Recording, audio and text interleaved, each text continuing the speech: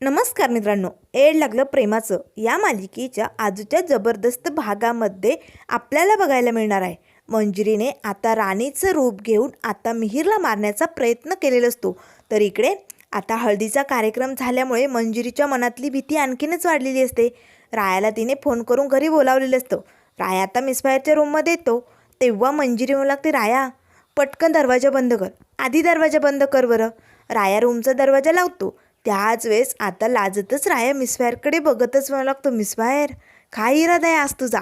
तेव्हा मंजिरी म्हणू लागते, झालं चेष्टा मस्करी करून झालं असेल तर थेट मुद्द्यावर येशील राया. हे बघ राया, अरे त्या शशिकला काकूने आज हळदीचा कार्यक्रम पार पाडलाय, ती उद्या लग्नही पार पाडेल. मग काय करायचं राया, तुझ्याकडे काही प्लॅनिंग आहे की नाही, बोल ना राया. आहे ना प्लॅनिंग. राया मात्र आता डोक्याला हात लावतो आणि जणू त्याच्याकडे कसलाच प्लॅन नाही आहे असं नाटक करू लागतो. आता तर रायाला असं विचारात पडलेलं बघून मंजिरी आणखीनच गोंधळते आणि रायाला आणखीनच फायरिंग करू लागते. राया, अरे तुझ्याकडे काहीच प्लॅनिंग नाही आहे. अरे नुसती हळद बदलली म्हणून सगळं झालं असं नसतं राया. अरे आज थोडक्यात मला त्या मिहीरची उष्टी हळद लागता लागता राहिली, पण उद्या ती काकू, अरे माझं खरं लग्न लावणार आहे रे त्याच्याबरोबर. आणि तुझ्याकडे काहीच प्लॅन नाही आहे. ती काकू तिकडे लग्न लावायला निघाली आणि तू हातावरती हात ठेवून बसलाय. राया, हे बघ मला खरंच हे लग्न नाही करायचं रे. मला खूप भीती वाटते राया. तुझ्यापासनं मी दूर तर जाणार नाही ना राया. बोल ना राया, अरे कर ना काहीतरी. तेव्हा रायम लागतो, मिसफायर तू शांत हो बरं. हे बघ चिडचिड करू नको, असलं काय बी होणार नाही. तुला माहिती आहे ना, रायाचा सबूत म्हणजे काळ्या दगडावरची पांढरी रेघ. आणि हा राया कसा आहे तुला हे चांगलंच माहिती आहे. विजेची तार पेटता अंगार आणि या रायाचा वार कधी बी खाली जात नाही. त्यामुळे मिसफायर तू बिंदास्त राहा. हे लगीन होणार नाही म्हणजे नाही. आणि हा राया असं कसं स्वतःच्या बायकोचं लग्न दुसऱ्याबरोबर होऊ देईल, हे शक्यच नाही आहे. त्यामुळे मिसफायर तू अगदी बिंदास्तपणे उभी राहा, काय बी होणार नाही. तुझं लगीन मिहीरबरोबर होणार नाही म्हणजे नाही. तेव्हा मंजिरी म्हणू लागते, राया अरे पण कसं शक्य आहे. हे बघ, हळदीत आपण काहीतरी करू शकलो म्हणून लग्नाच्या वेळेस तिथे सगळेजण राहतील, तेव्हा तू काय करणार आहे. त्यामुळे राया मला खूप भीती वाटते रे. त्यावर रायम लागतो, मिसफायर हे बघ लगीन होणार नाही, तू माझ्यावर विश्वास ठेव. लग्नाऐवजी त्या शशिकला काकूची वरात निघणार आहे आणि हा राया त्या शशिकला काकूची वरात काढणार म्हणजे काढणार. त्यामुळे मिसफायर तू समद्यांसमोर असंच दाखवायचं की आपलं असं काय बी प्लॅनिंग वगैरे नाही. तू अगदी जशी आहेस तशीच बाहेर जाऊन उभी राहायचं, त्यांना काय बी कळू द्यायचं नाही. तू या रायावरती विश्वास ठेव. तुझं लग्न त्या मिसफायरच्या मनाविरुद्ध मिहीरबरोबर होणारच नाही. तुझा विश्वास आहे ना रायावर, मग डगमगायचं काय बी काम नाही. असा विश्वास आता रायाने मिसफायरला दिलेला असतो. तर इकडे बाहेर आता नानाजीजी बसलेले असतात. हॉलमध्ये रुजिदा, निखिल, मिहीर सगळेच असतात. मंजिरी आता तिकडे येऊन उभी राहते. तेव्हा मिहीर म्हणत असतो, हा अण्णा कोण असेल. नाही म्हणजे त्याचा आणि माझा काय संबंध होता, त्याने मला हे धमकीचे फोन का केले होते, मला ना काहीच आठवत नाही. त्यावर जीजी म्हणू लागते, मिहीर आठवेल, तुला नक्की सगळं आठवेल. आत्तापर्यंत तुला अण्णा म्हणजे कोण हे पण आठवत नव्हतं ना. आत्ता हळदीत तुला अण्णाचा फोन आला, त्याने तुला धमकी दिली, हे सगळं काही आठवलं की नाही. मग जास्त जोर देऊन स्वतःला त्रास करून घेऊ नको रे, तुला आठवेल, सगळं काही आठवेल. आता मंजिरी मात्र या मिहीरकडे बघू लागते. त्याच वेळेस नाना म्हणू लागतात, अगदी बरोबर मिहीर, तुझी आई जे बोलती ना ते अगदी खरं आहे. अण्णा कोण, त्याने कशाला तुला धमकी दिली, कशाला तुला मारायचा प्रयत्न केला होता, हे सगळं आठवेल. आणि त्यातल्या त्यात म्हणजे ती राणी कोण आणि त्या राणीने तुला का मारण्याचा प्रयत्न केला, तुझा आणि त्या राणीचा काय संबंध, हेही लवकरच आठवेल आणि तेही आपल्याला लवकरच कळेल. आता राणीचा विषय घेताच मंजिरीचा चेहरा मात्र जरा असा घाबरलेला असतो. तर इकडे आता शशिकला मात्र घोरपडेच्या घरी आलेली असते. तेव्हा ती विचार करत असते. त्याच वेळेस घोरपडे येतो आणि लागतो, वा शशिकला, अगदी ठरवलं तसंच झालं बरं का. अगदी तुझ्या मनात होतं तेच केलं तू. शेवटी त्या मिहीरची उष्टी हळद मंजिरीला लागलीच तर ना. त्यावर लगेच शशिकला लागते, कसली आली उष्टी हळद. नाही नाही नाही, ती उष्टी हळद मिहीरची नव्हतीच, खरी ती उष्टी हळद रायाची होती. आता हे ऐकून घोरपडेला धक्काच असतो. काय बोलते शशिकला तू. तेव्हा शशिकला मला लागते, हो तो राया ना दिसतो तसा नाही आहे, महा चॅप्टर आहे महा. आपण समजतो तसा अजिबात नाही आहे. त्याने ती उष्टी हळद बदलली, मी बघितलं ना. आणि जी त्या हळदीत पाल पडली ना, ती सुद्धा त्या रायानेच पाडली. हे सगळं प्लॅनिंग त्या रायाने केलं. आणि त्याला मदत माझ्या त्या कार्टीनी रुजिदाने केली, म्हणून हे सगळं झालं. पण बास, त्या रायाला जेवढे खेळ खेळायचे ना ते खेळू दे.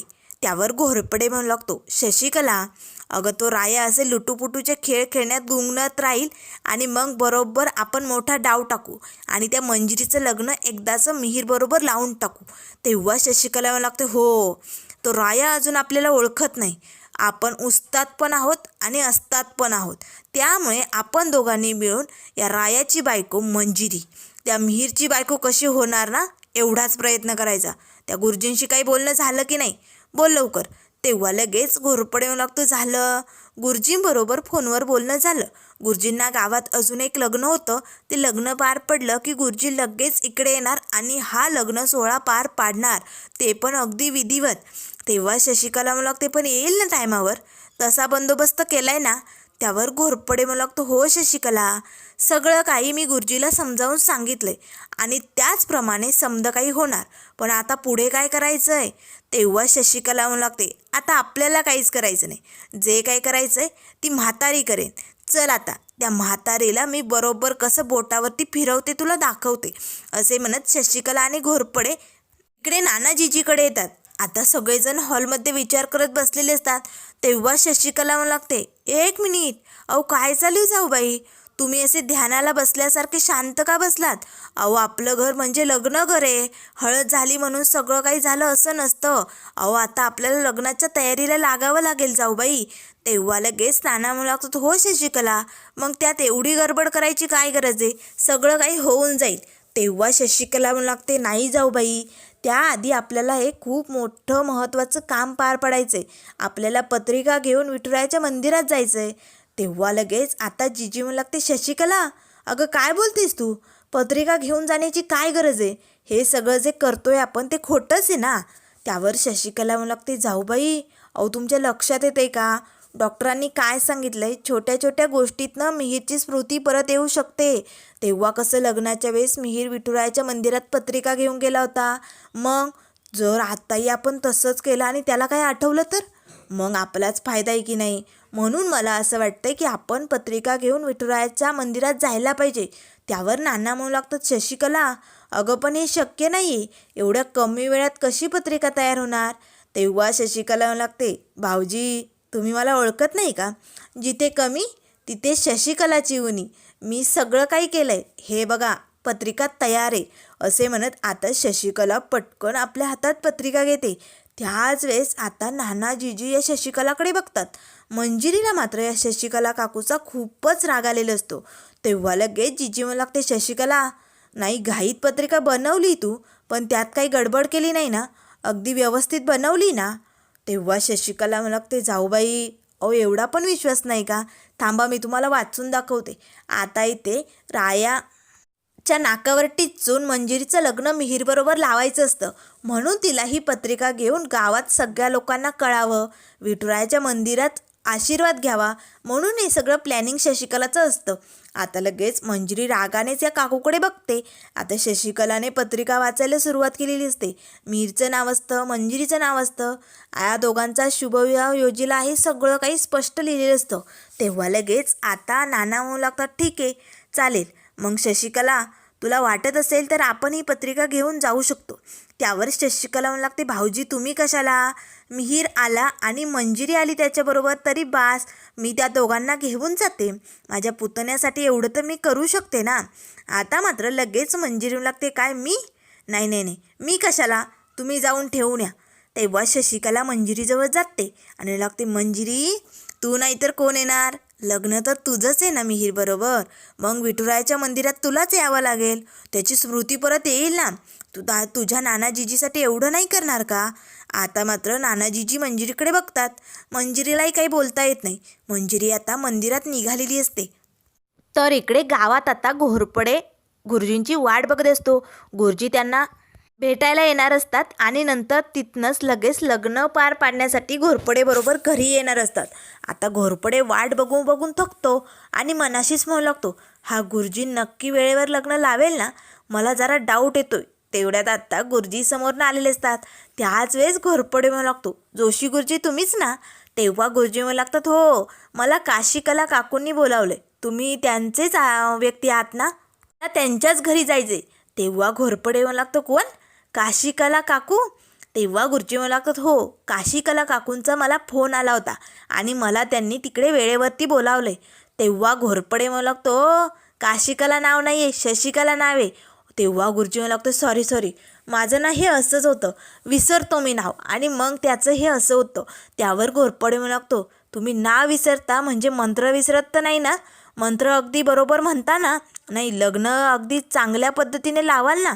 त्यावर गुरुजी म्हणू लागतात, हो, विषयच नाही आहे, मी अगदी छान पद्धतीने लग्न पार पाडतो. मी केलेली लग्न कधीही मोडत नाही. हवं तर तुम्ही आजूबाजूच्या लोकांकडे चौकशी करा. अहो, माझ्यासारखा दोषी गुरुजी तुम्हाला कुठेच कधीच भेटणार नाही. अहो, मी जे लग्न करतो ना ते आयुष्यभर टिकतात, ते कधीही तुटती नाही. तेव्हा घोरपडे म्हणू लागतो, हो ना? मग नक्की हे लग्न तुटणार नाही ना?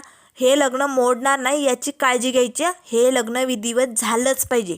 त्यावर गुरुजी म्हणू लागतात, होणार, हे लग्न होणारही आणि टिकणारही, अजिबात तुटणार नाही. अहो, तसं चॅलेंज देतो मी. जर लग्न टिकलं नाही तर माझे पैसे परत द्या, असं मी लोकांना स्पष्ट सांगतो आणि लग्न लावतो, अगदी बिनधास्त. त्यावर घोरपडे म्हणू लागतो, चालेल. अरे बापरे, काम करावं तर माणसाने अगदी बिनधास्त. पण एक गोष्ट लक्षात ठेवा, हे लग्न जर तुटलं ना तर तुम्हाला पैसे परत नाही भेटणार, पण तुम्हाला हे पैसे घ्यायला हात राहणार नाही, एवढं लक्षात ठेवा. गुरुजी घाबरतात. आता घोरपडे गुरुजींना घेऊन तिकडनं घरी निघालेलं असतो. तर इकडे आता शशिकला मिहीर आणि मंजिरीला घेऊन मंदिराजवळ आलेली असते. तेव्हा आता मिहीर मात्र मंजिरीकडे एकटक बघत असतो. त्याच वेळेस आता शशिकला खोकलाचं नाटक करते आणि म्हणू लागते, मिहीर, आम्ही पण आहोत तुझ्याबरोबर. तेव्हा मिहीर म्हणू लागतो, सॉरी. त्यावर शशिकला लागते, चालू दे, त्यात तुझी काही चूक नाही आहे. आता मंजिरीला मात्र खूपच राग येतो. त्यावर लगेच आता मंजिरी बाजूला चप्पल काढते आणि लांबच उभी असते. तेव्हा आता लगेच शशिकला म्हणू लागते, मिहीर, हे घे, ताट घे आणि मंजिरीला घेऊन विठुरायाजवळ जा आणि आशीर्वाद घे आणि ही पत्रिका गुरुजींकडे दे, ते बरोबर देवासमोर ठेवतील. मिहीर लगेच ते ताट शशिकलाच्या हातनं घेतो आणि आतमध्ये जातो.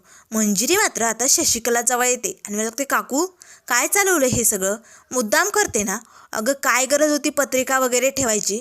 हे लग्न खोटं आहे ना? मग हा सगळा देखावा कशासाठी? तेव्हा शशिकला लागते, मंजिरी, खोटं म्हणता, तुझं खरं लग्न कधी लावणार आहे ना हे तुला कळणार नाही. तेवढ्यात राया येतो आणि लागते, काकू, अगं, असला नीचपणा करायला तुला काहीच वाटत नाही? अगं, देवाच्या दारात तरी हे असली कांड करायला घाबर.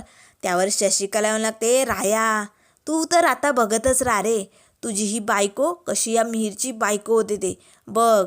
नाही तुमच्या नाकावर टिचून हे खरं लग्न लावलं ना तर नावाची शशिकला नाही. तेव्हा राया हसू लागतो. त्याच वेळेस शशिकला म्हणू लागते, वेळ लागलाय का? तुझी बायको या मिहीरची बायको होणार आहे. तिच्या गळ्यात त्या मिहीरच्या नावाचं मंगळसूत्र पडणार आहे.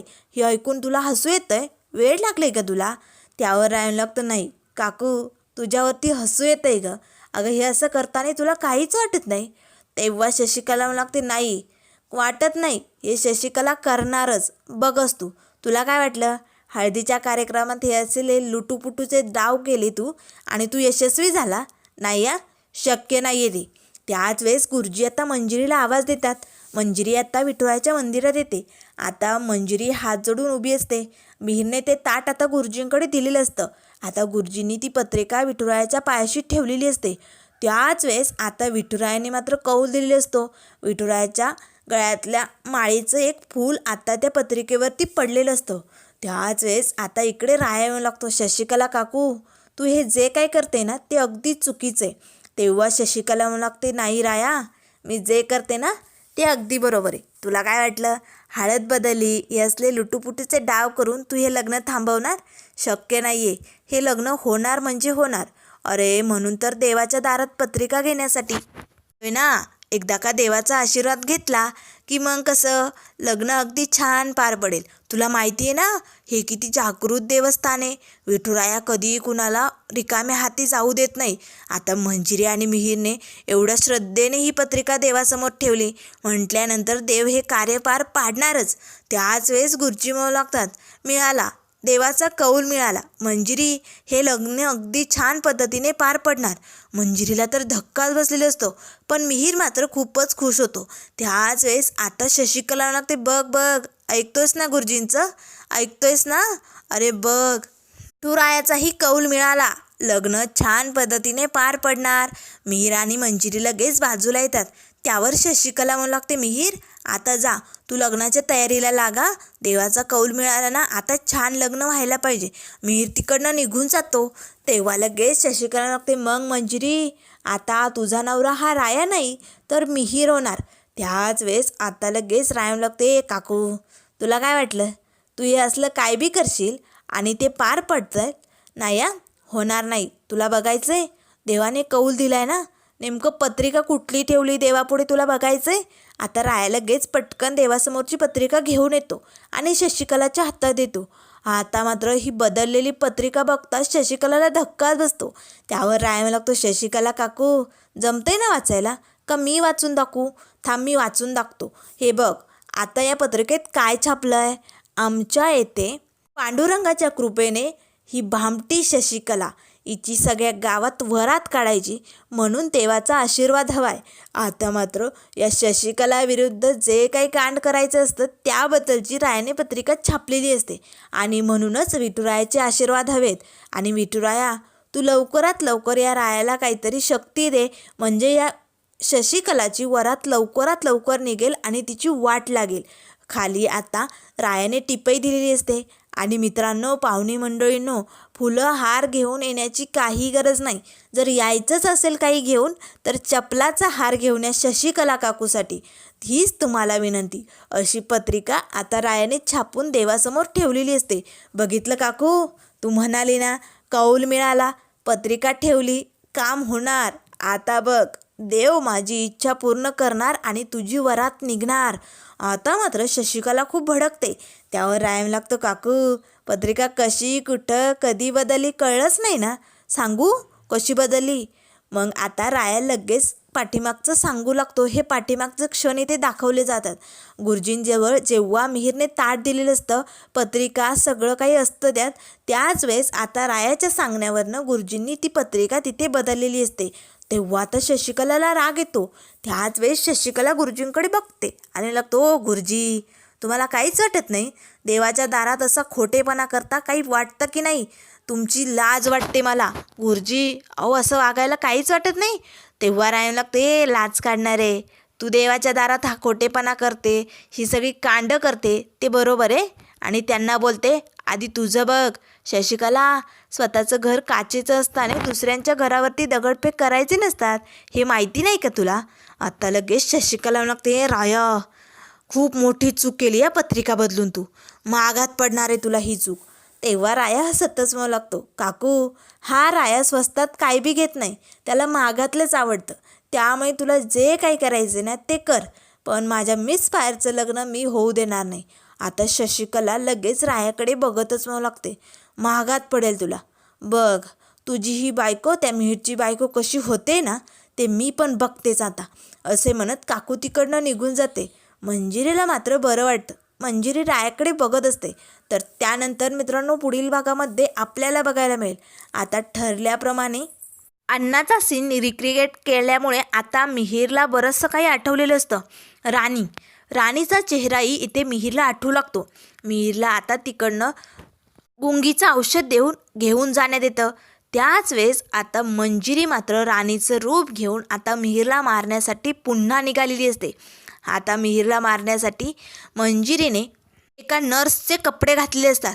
तिने पूर्ण आपला चेहरा मास्क लावून झाकलेला असतो. असं कपाळावरती मोठं कुंकू लावलेलं असतं, जेणेकरून ती कुणालाही ओळखीस येऊ नये म्हणून. आता मात्र ही राणी मिहीरला मारण्यासाठी हॉस्पिटलमध्ये पोचलेली असते. पण रायाने मात्र या राणीला पकडण्यासाठी खूप काही बंदोबस्त केलेला असतो. आता ही राणी पकडण्यासाठी राया तिच्या पाठीमागे धावत येतो. आता राणी खाली पडते. राणी म्हणजेच मंजिरी. पण रायाने आपल्याला ओळखू नये, आपण जर पकडलो तर रायासमोर आपलं सत्य येईल, म्हणून मंजिरी पटकन खालची माती उचलते आणि रायाच्या डोळ्यात फेकते. आणि रायाच्या डोळ्यात धूळ फेकून मंजिरी तिकडनं पसार झालेली असते. मंजिरी आता एका रूममध्ये येते आणि आरशासमोर येऊन मंजिरीने आपल्या चेहऱ्यावरचा मास्क काढलेला असतो. भलं मोठं कुंकू मंजिरीने लावलेलं असतं. तेव्हा मंजिरी आपले केस असे मोकळे करते आणि मोठाले डोळे करून त्या आरशात बघतच म्हणू लागते, हो मीच राणी आणि मीच मिहिरला लग्नाच्या पहिल्या रात्री मारलं होतं. का मारलं होतं राया हे मी कसं सांगू? राया, राणी म्हणजे मीच, तुझी मीच बाहेर तुझी मंजिरी, हे सत्य मला तुला कळू द्यायचं नाही. आणि मी मिहिरला का मारलं हे मी तुला कसं सांगू राया? आता मात्र या पाठीमागे काय भूतकाळ असेल? मंजिरी राणी का झाली असेल? तिने आपल्याच नवऱ्याला का मारलं असेल? हे सगळं सत्य अजून आपल्या समोर यायचं आहे. त्यामुळे मित्रांनो, अशाच मालिकेंच्या अपडेट पाहण्यासाठी चॅनलला लाईक करा, सबस्क्राईब करा. व्हिडिओ पाहिल्याबद्दल धन्यवाद.